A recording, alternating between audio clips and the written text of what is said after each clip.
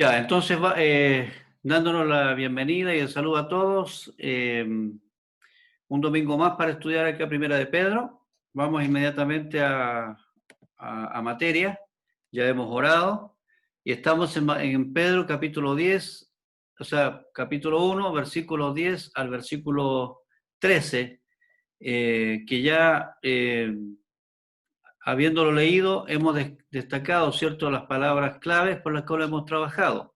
El texto dice: los profetas que anunciaron la gracia reservada para ustedes estudiaron cuidadosamente esta salvación, querían descubrir a qué tiempo y a cuáles circunstancias se refería el Espíritu de Cristo que estaba en ellos, cuando testificó de antemano acerca de los sufrimientos de Cristo y de la gloria que vendría después de estos. A ellos se les reveló que no se estaban sirviendo a sí mismos, sino que les servían a ustedes. Hablaban de las cosas que ahora les han anunciado los que les predicaron el Evangelio por medio del Espíritu Santo enviado del cielo. Aún los mismos ángeles anhelan contemplar estas cosas.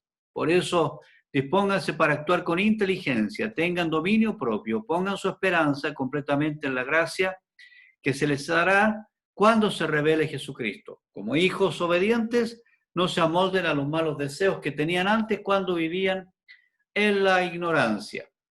Como hemos dicho, el libro de Pedro nos permite un aprendizaje general, doctrinal, muy profundo. O sea, aquí Pedro pasa por todas las doctrinas.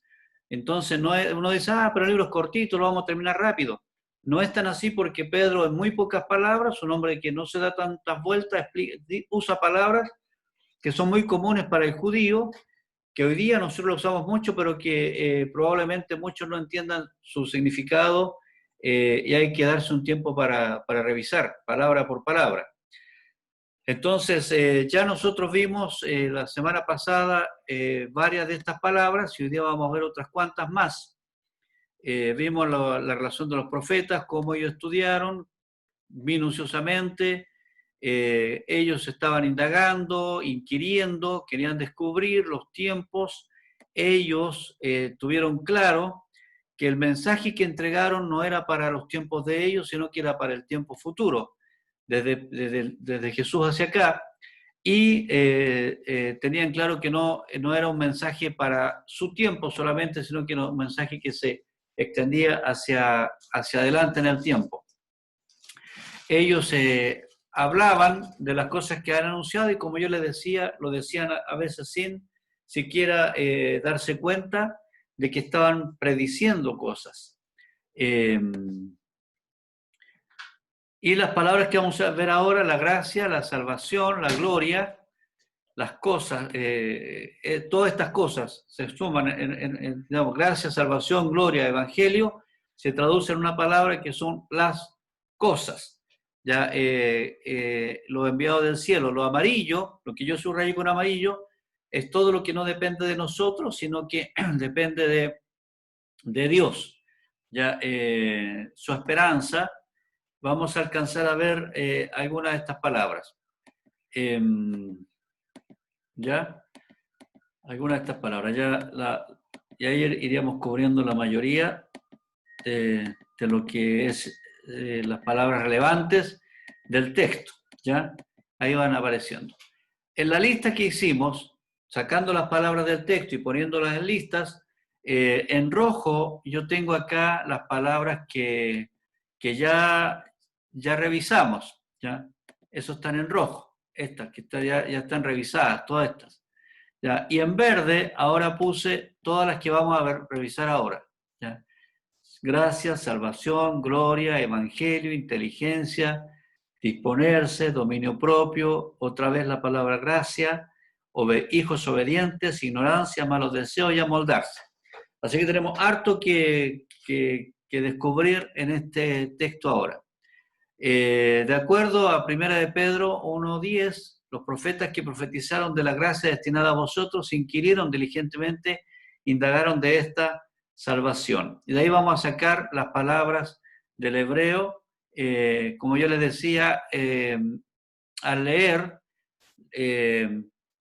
al leer paralelamente, digamos, palabra por palabra, poner la traducción en español, no se entiende nada de lo que dice el texto, o sea, acerca de cuál liberación buscaron solícitamente y buscaron cuidadosamente voceros los acerca de la hacia adentro a ustedes bondad inmerecida habiendo hablado como voceros. No se entiende ni como telegrama. Entonces, por eso es que es importante la inspiración del Espíritu Santo, no solamente en la persona que lo escribió, en este caso Pedro, sino también la presencia y la dirección del Espíritu Santo en los que han ido traduciendo la Escritura.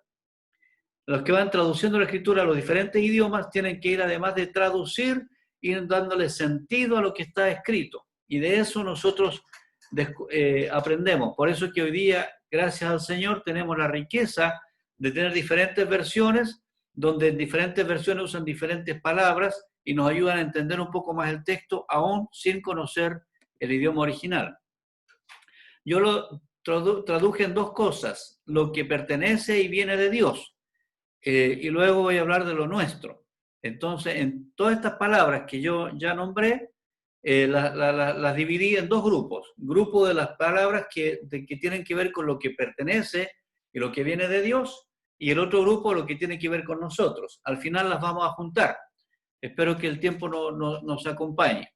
En primer lugar, la palabra que nosotros usamos tanto, la palabra salvación. Esta salvación de la que está hablando el apóstol San Pedro, la palabra en el griego se traduce literalmente como rescate.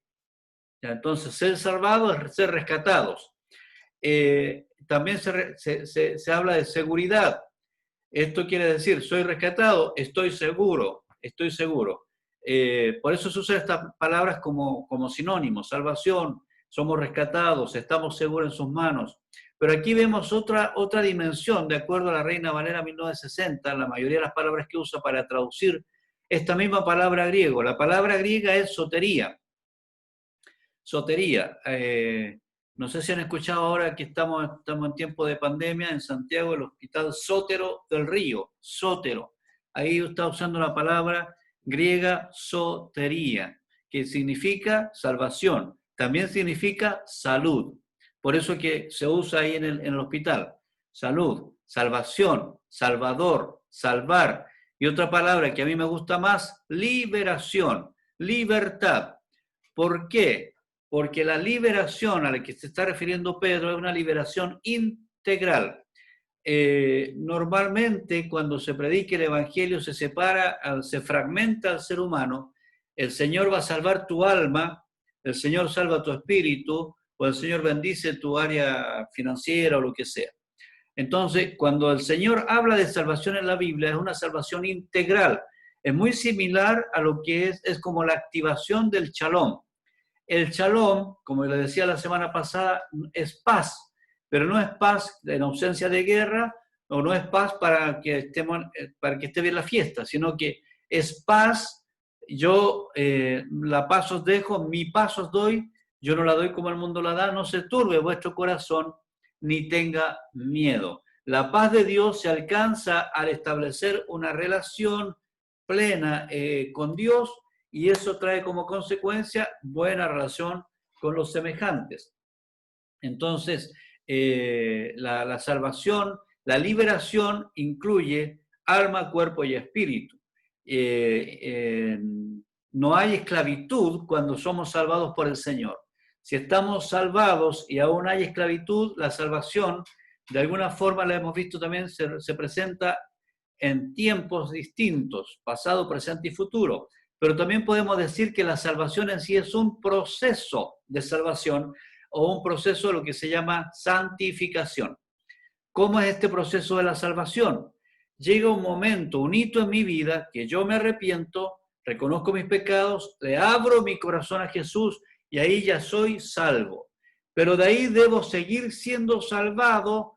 ¿De qué? De mi pasado, que me tortura permanentemente haciéndome creer que yo sigo siendo el mismo y que no soy nueva criatura. Tiene que ir salvándome del mundo, que es el que está constantemente diciéndome que más vale la vida temporal que la vida eterna. Tengo que hacerme del diablo y de la carne, es decir, la acción de la salvación de Jesucristo en la cruz se va activando constantemente en nosotros por la presencia del Espíritu Santo. Entonces, la palabra liberación para mí es más completa. No porque la palabra salvación no cubra todo eso, sino que lamentablemente con el uso del idioma, muchas personas usan la palabra salvación distinta a salvación como un área. El Señor me salvó, me limpió mis pecados y ahora yo puedo hacer lo que quiera. Y no salvación integral, como que gracias a que la salvación de Cristo, mi vida mejora, mi familia mejora, mi futuro mejora, mi finanza mejora, todo mejora porque el Señor me ha salvado. Entonces, y eso mi relación con el Señor produce tal paz que yo estoy mucho mejor ahora. Entonces, ¿qué es salvación? En resumen, es la liberación de la condenación por el pecado.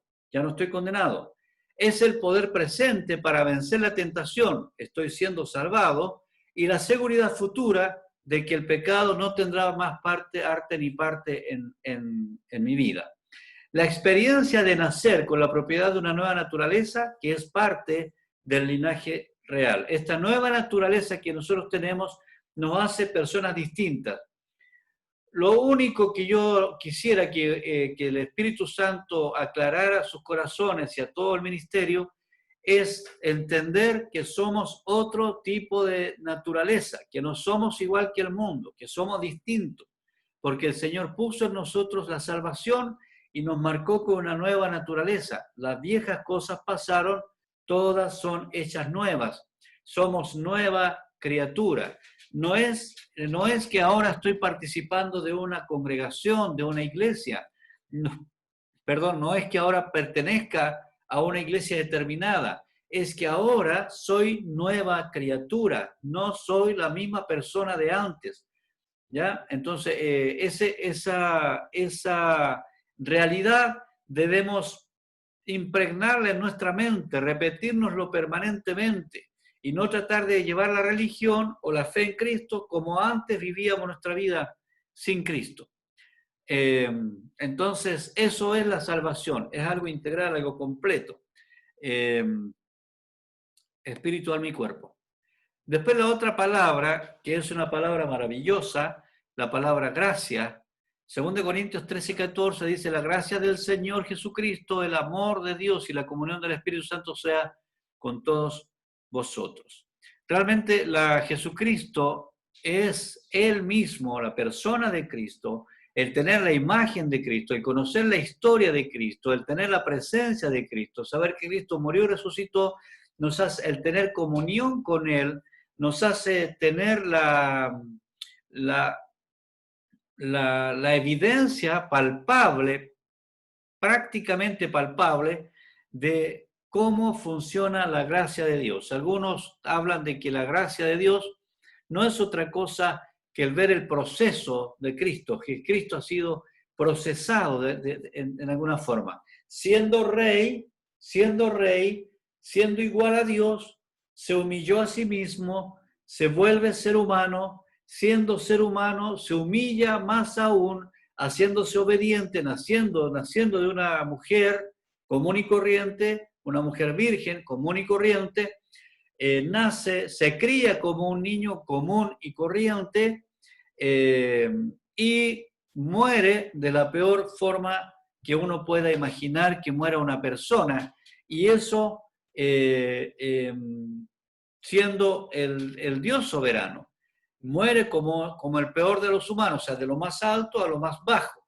Entonces, esa relación se llama gracia de Dios. ¿Por qué? Este es un tremendo misterio y es algo que impacta profundamente mi corazón. Porque cuando el Señor se vuelve ser humano y muere en la cruz y luego vuelve a resucitar, cuando resucita le dice a los discípulos pongan sus manos acá. Y en eso nos está diciendo que su esencia es afectada por la eternidad. Jesús nunca más vuelve a ser el mismo. Entonces, Jesús renunciar a su divinidad para volverse humano y aun cuando vuelve sentado a la diestra del Padre, sin duda, tiene autoridad y todo, pero sus marcas quedan por la eternidad. Toda la eternidad podremos acercarnos a Jesús y decirle, Señor, no puedo comprender cómo cambiaste la esencia de tu divinidad para convertirte en un ser humano común y corriente y de esa manera permitirme a mí ser salvado. Eso es gracia. Es un Cristo en carne y hueso y también el Cristo resucitado. Es la gracia. ¿Cómo podría yo alcanzar en la más mínima parte lo que Jesús hizo por mí? ¿Cómo? Sirviéndole el resto de mi vida, no me alcanza, no me alcanza, no me alcanza. Entonces la gracia es eso, es el Cristo prácticamente procesado, la manifestación máxima de Dios. Gracia es un paso más allá que la misericordia. Es un paso más allá que la misericordia. Esta explicación tan clara, tan nítida sobre la gracia. Jesús, Dios tiene misericordia de nosotros, porque siendo nosotros pecadores, merecemos el castigo por nuestro pecado. Pero ese castigo por nuestro pecado no nos llega a nosotros, sino que se aplica a Jesucristo. Pero no solamente no nos llega el castigo, sino que además de no llegarnos el castigo, nos eleva a la posición de hijos de Dios, de príncipes, de reyes, de sacerdotes. Es decir, mereciendo el castigo máximo, nos da la victoria máxima y nos permite ser lo que no merecemos ser. Eso es gracia. En otras palabras, la misericordia es no te voy a castigar y la gracia es además te tengo un premio. No por ser pecador, no por haberte portado mal, te tengo un premio porque yo soy premiador y premio. Me gusta bendecir, me gusta ser bondadoso. El amor es mi esencia, dice Dios. Entonces, este es un estudio como para terminar completamente dichosos, gozosos, de poder entender que tenemos una salvación que lo abarca todo, que además hay una gracia de Dios que se aplica a nosotros, aún no mereciéndola. Y otra cosa más, otra palabra hermosa, es la palabra gloria. Gloria.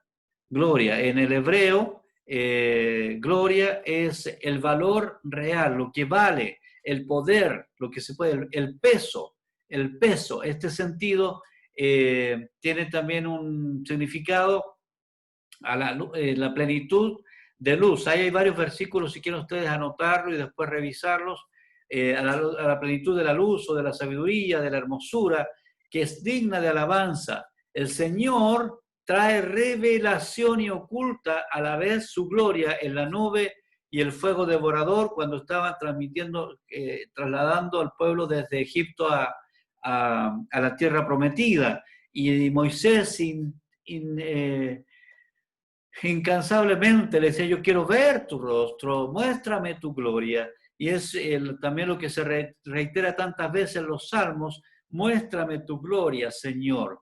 Entonces es muéstrame tu rostro, porque la gloria de Dios es la esencia misma de Dios que de alguna forma en pequeñas porciones permite que el hombre alcance a ver. La ve en la nube, ve la gloria de Dios en su manifestación en beneficio hacia el pueblo, y es tan potente la gloria de Dios que es también el reflejo del fuego devorador.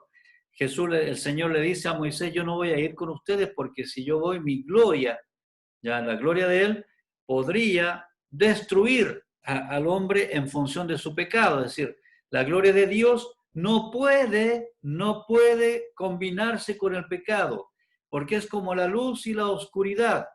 Como la luz y la oscuridad. La oscuridad puede permanecer mientras no haya luz, pero en cuanto aparece la luz, la oscuridad huye. Entonces no puede haber oscuridad y luz a la vez. O hay luz o hay oscuridad. Y nosotros, dice Pedro, fuimos sacados de la oscuridad a la luz, es decir, de la ingloria, por decirlo, fuera de la gloria, fuimos metidos a su gloria. Entonces, la gloria de Dios es esa luz que lo ilumina todo, es esa luz con la cual, recuerden ustedes que Moisés salió del monte, bajó del monte y no se dio cuenta cómo brillaba su rostro, que después cuando le dijeron él tuvo que ponerse un velo porque la gloria de Dios que venía en el rostro de Moisés era demasiado impactante para el resto del pueblo. Entonces ahí vemos la manifestación de su gloria.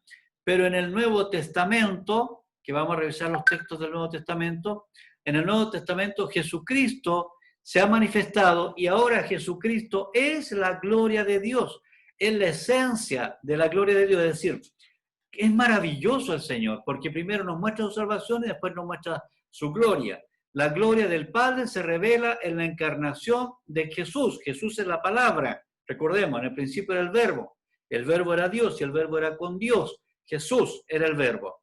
Entonces Jesús a la vez es la gloria de Dios mostrada al hombre con posibilidad de que el hombre se interactúe con esa gloria. Y la gloria es la buena nueva de la bendición, digamos, de la presencia del Señor en nosotros. A través de Jesús, Dios hizo brillar la luz en nuestros corazones para que resplandezca el conocimiento de la gloria de Dios en el rostro de Cristo, según Hebreos, Juan y Corintios, que vamos a leerlos. Hebreos dice, el cual siendo el resplandor de su gloria, está hablando de Jesús, y la imagen misma de su sustancia, y quien sustenta todas las cosas con la palabra de su poder, habiendo efectuado la purificación de nuestros pecados por medio de sí mismo, se sentó a la diestra de la majestad en las alturas. Entonces el cual, siendo el resplandor de la gloria de Dios, la imagen de la esencia, de la sustancia de Dios, y el sustentador de todas las cosas. Entonces ahí vemos cómo Jesús es la imagen de la gloria de Dios. Según Juan, responde, y aquel verbo fue hecho carne y habitó entre nosotros. Y dice entre paréntesis, y vimos su gloria, gloria como la del unigénito del Padre, como del unigénito del Padre, lleno de gracia, la otra palabra, y de verdad, el Evangelio. Entonces vimos su gloria. ¿Cómo la vio Juan? Lo vio porque se relacionó directamente con Jesús. Con Jesús.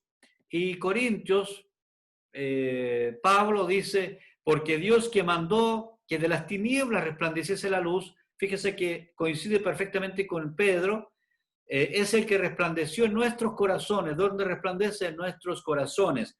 Entiéndase corazones, intelecto, para iluminación del conocimiento de la gloria de Dios en el rostro de Jesucristo. Es decir, la gloria de Dios es la luz que ilumina nuestra mente, que ilumina nuestro espíritu y que nos permite caminar a su luz, es decir, a la luz del brillo de Jesucristo.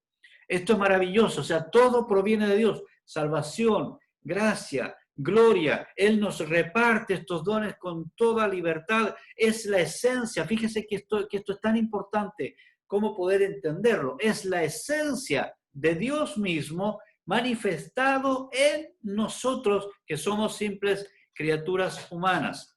Eso es lo que se refiere a Dios. En la palabra evangelio es anunciar las buenas nuevas, específicamente el evangelio. La palabra es tal cual, evangelizo, noticia, buena noticia, noticia nueva. Se traduce como predicar, como el evangelio mismo, como anunciar, como algo bueno, y más, ¿cierto? Se entiende, más se usa la expresión buenas noticias. Porque qué mejor noticia nos entrega el Evangelio, que es el Dios que siendo Dios soberano, se humilla a sí mismo y nos permite recibir por gracia su gloria.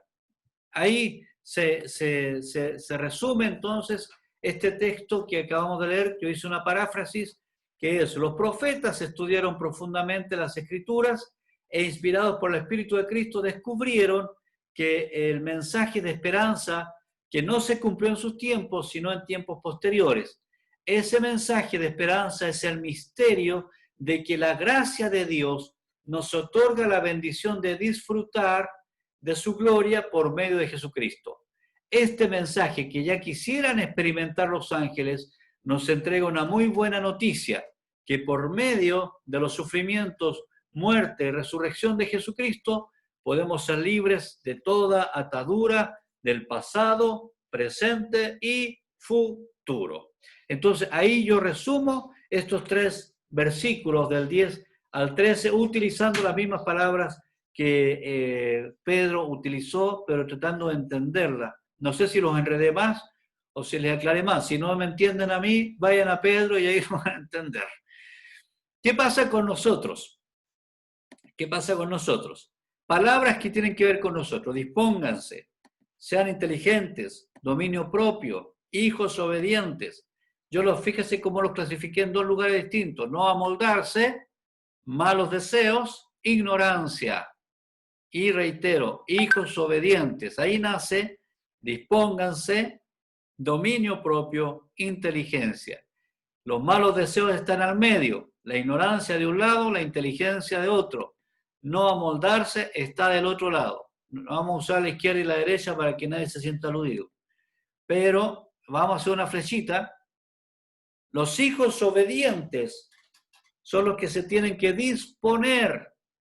Los hijos obedientes, o sea, primero somos elevados, como le dije, por la gracia, a vivir de la gloria o la luz del Señor, con salvación y vida eterna. Por lo tanto, ahora no somos solamente criaturas, sino somos hijos de Dios. Siendo hijos, debemos ser obedientes. El ser hijos depende de Dios y un poco de nosotros.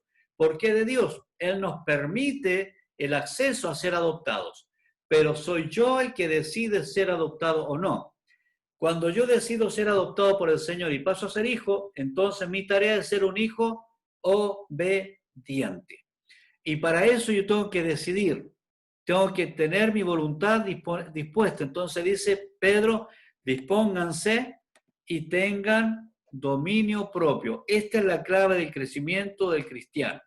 Dispónganse y tengan dominio propio. En otras palabras, quien se dispone a vivir en el Espíritu y quien tiene dominio propio actúa con absoluta inteligencia.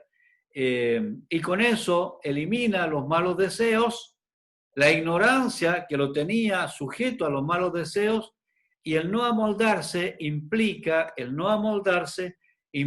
no volver atrás, porque el Señor nos sacó del molde que teníamos en el mundo, nos puso en el molde de Cristo, y ahora a través de mi obediencia, de mi disposición, de mi dominio propio, de mi inteligencia, yo no vuelvo a amoldarme a como era antes. Ya no vuelvo a ser como antes. Eso es el amoldarse.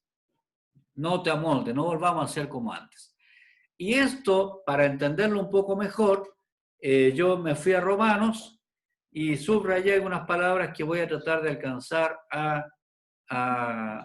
revisar acá. Por lo tanto, ya no hay condenación para los que pertenecen a Cristo Jesús, es decir, los hijos, y porque ustedes pertenecen a Él, el poder del Espíritu que da vida los ha libertado, salvación, del poder del pecado que lleva a la muerte. La ley de Moisés, es decir, el intelecto, no podía salvarnos porque nuestra naturaleza pecaminosa es débil, es decir, intelectualmente, por más que nos aprendamos la Biblia, no vamos a tener salvación, entendámoslo eso. No hay libertad por el pecado que lleva a la muerte. La ley de Moisés no podía salvarnos. Así que Dios hizo lo que la ley no podía hacer. Él envió a su propio Hijo en un cuerpo físico, el que nosotros los pecadores tenemos, un cuerpo como el de nosotros. Y en ese cuerpo, el de Cristo, mediante su entrega completa, cuerpo, alma y espíritu, como sacrificio por nuestros pecados, al estilo del Antiguo Testamento, Dios declaró el fin del dominio que el pecado tenía sobre nosotros. Es decir, ya el pecado no gobierna. A partir de ahora, estando Cristo adentro, no gobierna el pecado. La pregunta es, ¿quién gobierna? Vamos a responderla. Lo hizo para que se cumpliera totalmente la exigencia justa de la ley a favor de nosotros, que ya no seguimos a nuestra naturaleza pecaminosa o malos deseos en boca de Pedro, sino que seguimos al Espíritu, la gloria de Dios que mora en nosotros. Los que están dominados en la naturaleza pecaminosa piensan en cosas pecaminosas, es decir, los que están gobernados atrás por los malos deseos, estos que están acá, piensan en los malos deseos. Pero los que son controlados por el Espíritu, o sea, hijos obedientes, controlados por el Espíritu Santo, piensan en las cosas que agradan al Espíritu. Consecuentemente, digo yo, lo que agrada al Espíritu es beneficio para todo mi ser, espíritu, alma y cuerpo.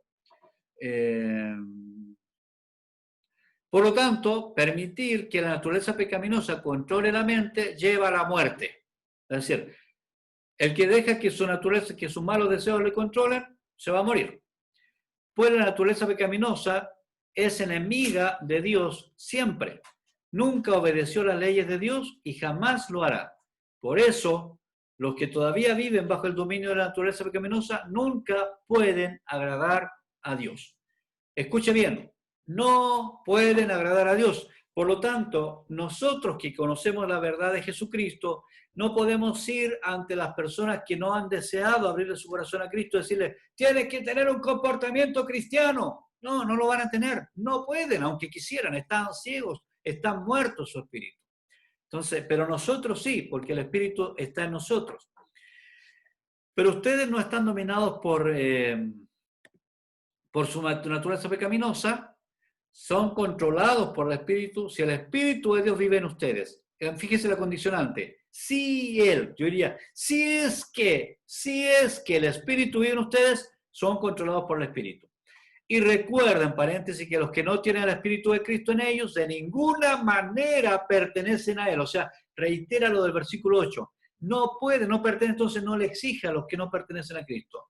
Y Cristo vive en ustedes. Entonces, aunque el cuerpo morirá, el cuerpo, al mismo que Cristo descendió y murió en cuerpo por causa del pecado, o sea, el cuerpo ya no tiene solución. Nuestro cuerpo por eso se va deteriorando.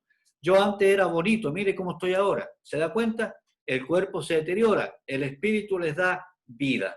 El cuerpo exterior se va envejeciendo, el cuerpo interior, el espíritu va reavivándose. Porque ustedes ya fueron declarados juntos a los ojos de Dios. El Espíritu de Dios, que levantó a Jesús de los muertos, vive dentro de ustedes.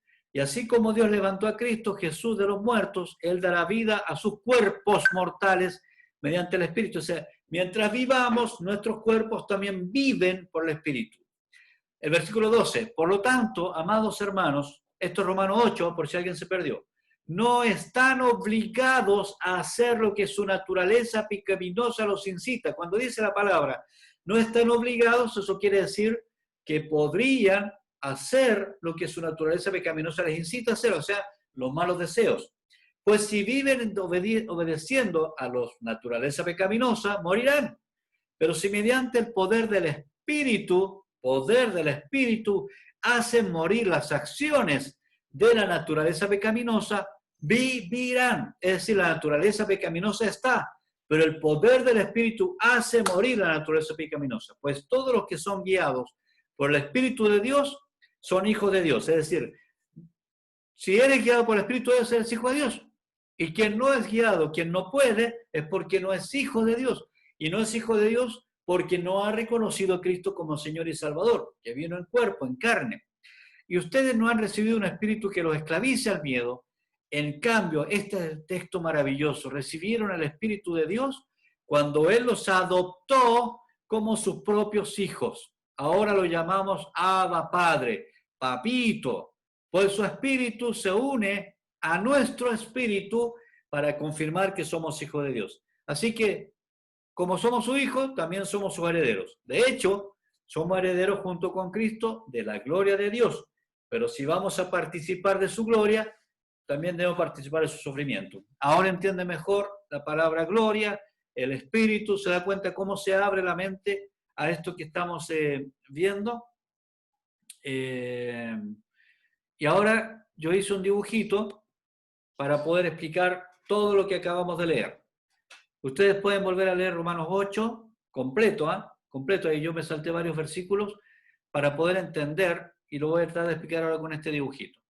Este triángulo representa exactamente lo que representa el círculo que hemos visto días anteriores, que está grabado ahí en el Facebook. Pero representa el espíritu, alma y cuerpo, pero lo puse yo ahora como triángulo para darle la ubicación según la relación con el mundo externo. está el cuerpo y el alma. Esa área, esto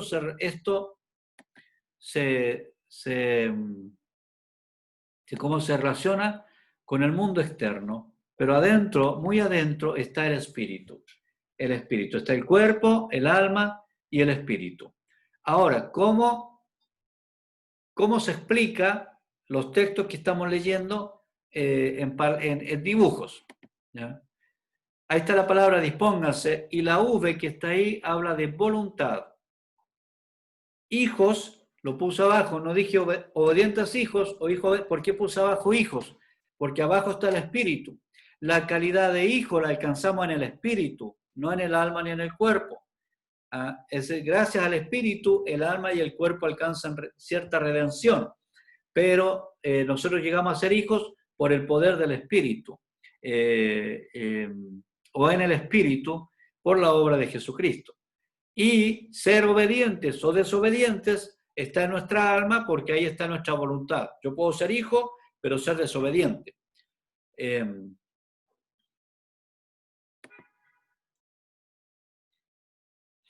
La recomendación de Pedro y también de Pablo ahora es tener dominio propio. Es decir, a ustedes no necesitan ser controlados por sus pasiones anteriores ni sus malos deseos, sino ustedes pueden ser hoy día controlados por el poder del Espíritu Santo.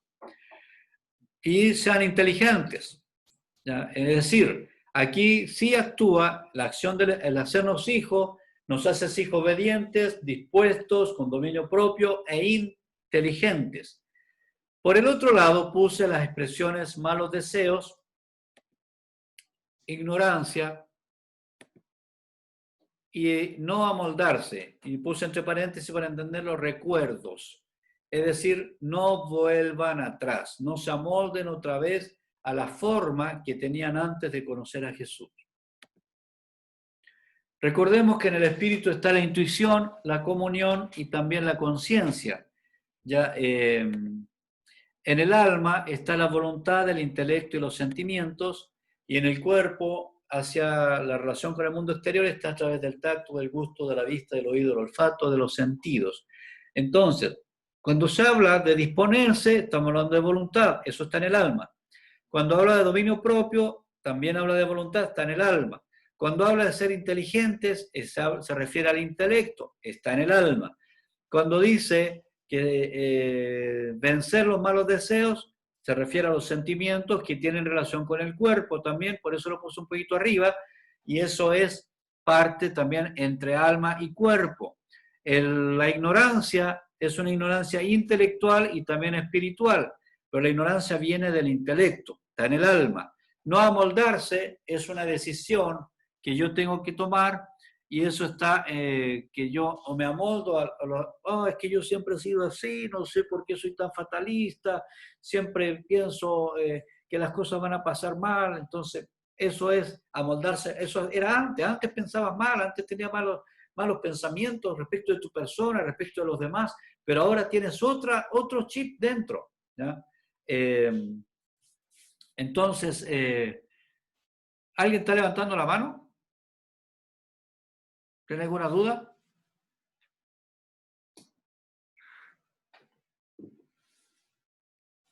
Parece que no, doctor, pasé de casualidad. Ya. Entonces, no volver atrás. Entonces, el Espíritu Santo entra a morar, según Romanos 8, juntamente con, esa es la expresión en el hebreo, juntamente con nuestro espíritu humano. Ahí entra el Espíritu Santo. Si usted recibió a Cristo, si recibiste a Cristo en tu corazón, ahí está el Espíritu Santo, adentro tuyo, no está afuera, está adentro. Esa es ahí está la gloria de Dios completa, está adentro, la salvación ya es activa en el Espíritu. Entonces, eso es algo realmente, un milagro realmente extraordinario. Ahí está la gracia, ahí está la gloria y la salvación, que es una palanca, lo voy a poner yo para poder entenderlo, que abarca desde el espíritu hacia el resto del cuerpo. o sea, del ser. La salvación quiere inundarlo todo con la presencia de Dios, hacia el alma y hacia el cuerpo. Pero ¿cómo lo hace ahí? La salvación tiene entre medio la voluntad nuestra. Si bien nosotros dijimos, ya Señor, entra a mi vida y está en mi espíritu, pero probablemente en mi alma yo sigo teniendo malos deseos. Malos deseos no se lea pensamientos de maldad, sino que malos deseos léase esos recuerdos, tristezas, angustias, malestares, mala crianza, los malos recuerdos que tenemos en nuestra formación, todas esas cosas que se acumulan en nuestros...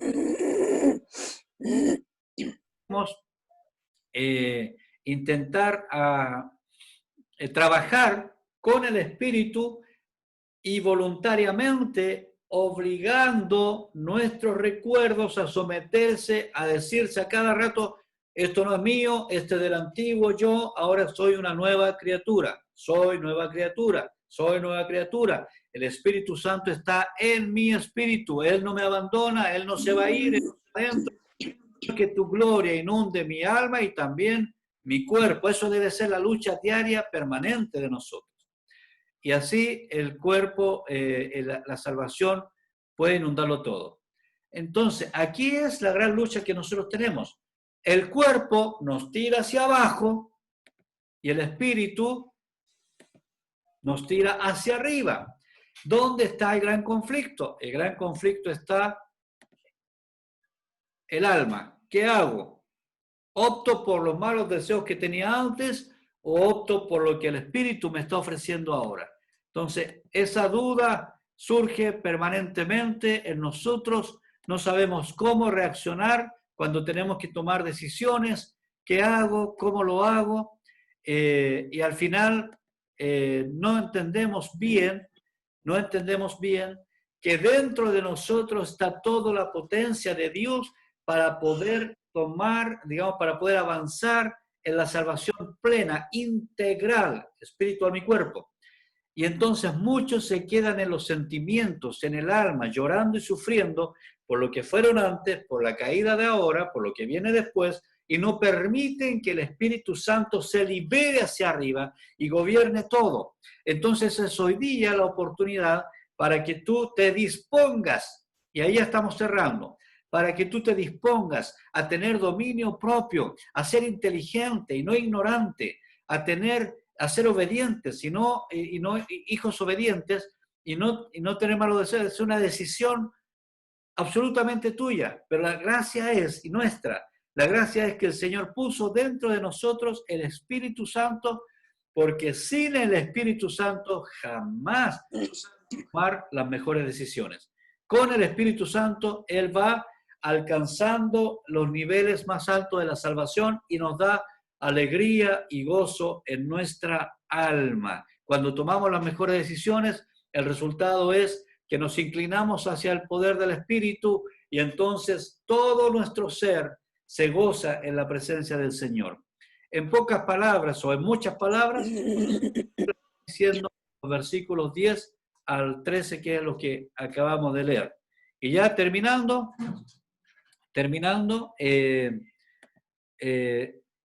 eso es lo que la gente ve.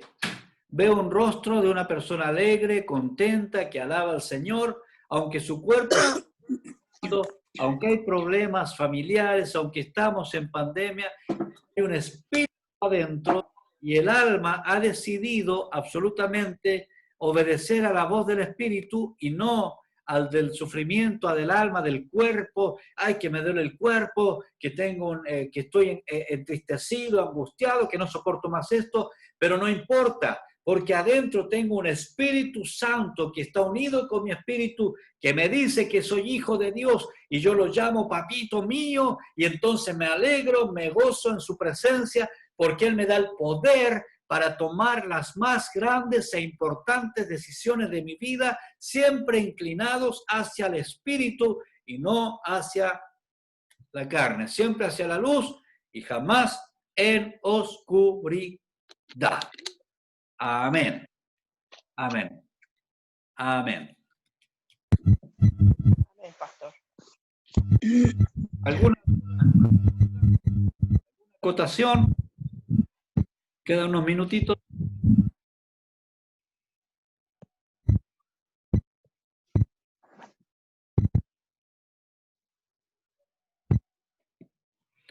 Ya. Entonces, Está claro, está clarito. Yo lo entendí clarito. Todo claro. excelente. Entonces, Mm. esto nos libera. Podemos tener pensamientos, sentimientos que nos inclinan a lo terrenal, a lo humano, no necesariamente perdidamente pecaminoso, nos limitan.